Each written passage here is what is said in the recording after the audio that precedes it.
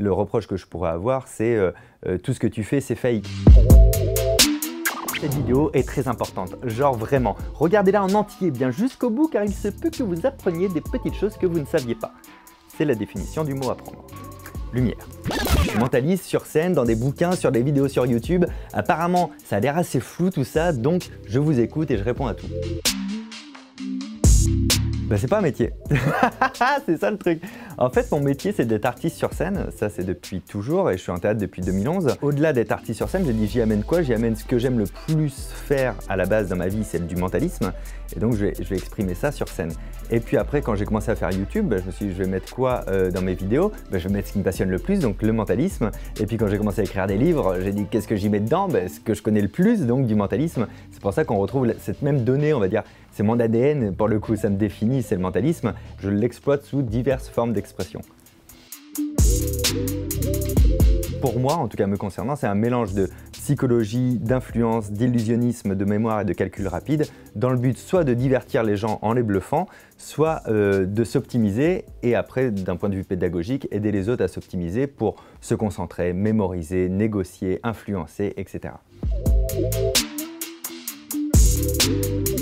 Oui, c'est ça qui est terrible. Ce qui est terrible, c'est que je vais oublier des choses très basiques dans ma vie, alors que j'ai une mémoire édéitique, c'est-à-dire une mémoire qui fonctionne un peu mieux que la normale, et j'utilise plein d'astuces pour l'optimiser. Je vais retenir de la donnée brute, des trucs qui servent à rien, les décimales de pi, des cours en entier, dès qu'il y a des faits qui m'intéressent, je les retiens, mais je vais oublier ta date d'anniversaire. C'est assez terrible, le côté de « toi, t'as oublié ». Mais arrête, fous pas de ma gueule, c'est que tu voulais pas. T'es là, mais si, je te jure que c'est vrai.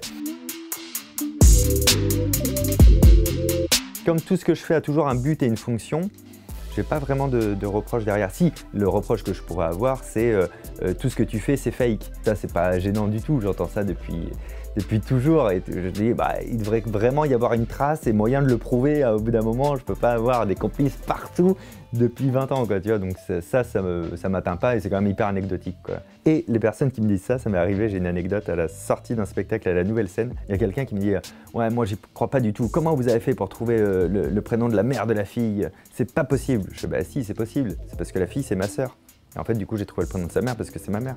Du coup, je fais monter ma sœur tous les soirs sur scène. Et je vous promets que c'est lui qui a bugué et qui m'a fait « Ben non, j'y crois pas. » Je dis « Bah tu vois, même quand je te dis ce que tu vas entendre, t'y crois même pas. » Donc, c'est rigolo. Je suis Aurélie Balesta, je suis chef de projet chez Influence for You depuis bientôt 3 ans. Donc là, je travaille pour une très grande marque de croisière et donc on doit travailler avec des influenceurs de partout dans le monde. Donc c'est vraiment un super projet parce qu'il y a 9 pays dans le monde et c'est vrai que chaque influenceur et de chaque nationalité ils ont tous des cultures différentes, donc il faut les aborder différemment. Et donc quelque chose qui peut être très simple dans un pays où ils vont tout de suite dire « Ah oui, c'est génial, j'adore ». Peut-être dans d'autres pays, ça va être beaucoup plus compliqué et ça va être vraiment de la négociation sur chaque point, alors que peut-être qu'ils vont avoir 3 fois moins d'abonnés que d'autres dans certains pays. Et donc c'est pour ça qu'il faut vraiment faire en sorte de pouvoir s'adapter au marché. Je l'appellerai, je serai gentille. Je commencerai par un mail qui récapitule bien les besoins du client, qui est la marque, peut-être un lien qui redirige vers le site de la marque. Après, je lui proposerai qu'on s'appelle pour que je lui parle de ce projet-là, voir si ça pourrait l'intéresser et voir comment on pourrait travailler ensemble pour que ça marche au mieux.